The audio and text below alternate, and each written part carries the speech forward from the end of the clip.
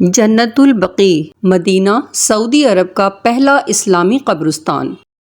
جنت البقیع مدینہ منورہ میں موجود قبرستان ہے۔ یہاں اصحاب رسول، اہل بیت رسول اور کئی معزز شخصیات مدفون ہیں۔ بقیع اس جگہ کو کہتے ہیں جہاں جنگلی پیڑ پودے بکثرت پائے جاتے ہوں، اور چونکہ بقیع قبرستان کی جگہ میں پہلے جھاڑ جھنکار اور کانٹے اوسج یعنی غرقد کے پیڑ بکثرت تھے، اس لیے اس قبرستان کا نام بھی بقیع غرقد پڑ گیا۔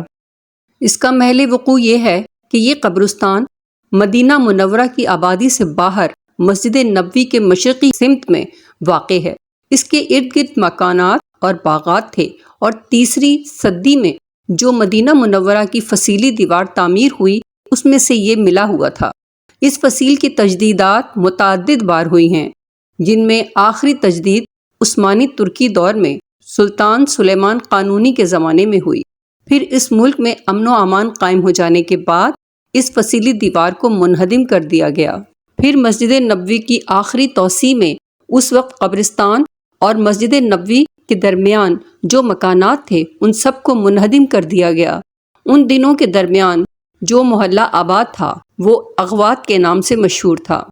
مسجد نبوی کے مشرقی سمت میں اب یہ بقیع قبرستان مسجد نبوی کے خارجی صحن سے مل چکا ہے۔ رسول اللہ صلی اللہ علیہ وسلم اور حضرات مہاجرین رضوان اللہ علیہم اجمعین نے جب مدینہ منورہ کو ہجرت کر کے اپنا مسکن و وطن بنایا تو اس وقت شہر مبارک میں مزید تعمیری اور تمدنی ترقی ہونے لگی۔ اس وقت رسول اللہ صلی اللہ علیہ وسلم نے ارادہ فرمایا کہ کوئی مناسب جگہ مسلمانوں کی اموات کی تدفین کے لیے متعین ہو جائے۔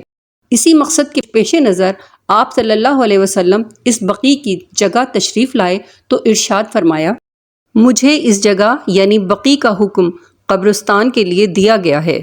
اس روایت سے معلوم ہوا کہ اللہ تعالیٰ نے اپنے رسول سیدنا حضرت محمد مصطفیٰ صلی اللہ علیہ وسلم کو اس بقیع کی جگہ مسلمانوں کا قبرستان بنانے کا حکم فرمایا تھا، اور یہیں سے اس جگہ یعنی بقیع قبرستان کی فضیلت کی ابتدا ہوتی ہے۔ مدفون شخصیات۔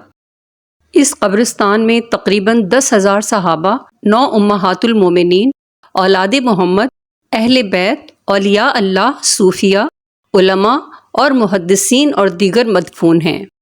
سب سے پہلے انصار مدینہ میں اسد بن زرارہ اور عثمان بن مظعون اس قبرستان میں دفن کیے گئے۔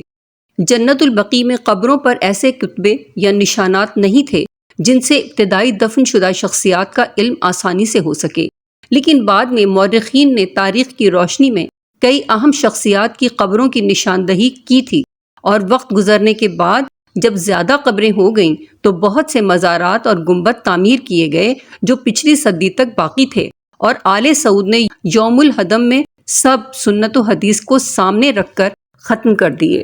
جیسے رسول اللہ صلی اللہ علیہ وسلم نے فتح مکہ کے موقع پر حضرت علی رضی اللہ عنہ کو جزیرۃ العرب میں بھیجا اور کہا کہ ہر پکی قبر کو منہدم کر دو اور اونچی قبروں کو برابر کر دو۔ قرآن و سنت میں پختہ قبر بنانے کا جواز ہی نہیں ہے، بلکہ نبی صلی اللہ علیہ وسلم خلفائے راشدین کے ادوار میں جنت البقیع میں صحابہ کی قبریں بالکل کچی تھیں۔ جو قبروں کو پختہ کرنے کا عمل تھا یہ عثمانی سلطنت کے صوفیہ نے کیا ہے۔ انہوں نے جس بھی ولی اللہ کی قبر یا کسی صحابی کی قبر کو دیکھا تو اس کو پکا کر دیا اور اس کی پوجا کرنی شروع کر دی، تو آل سعود نے اس جزیرۃ العرب کو نبی صلی اللہ علیہ وسلم کی وصیت کے مطابق شرک سے پاک کر دیا۔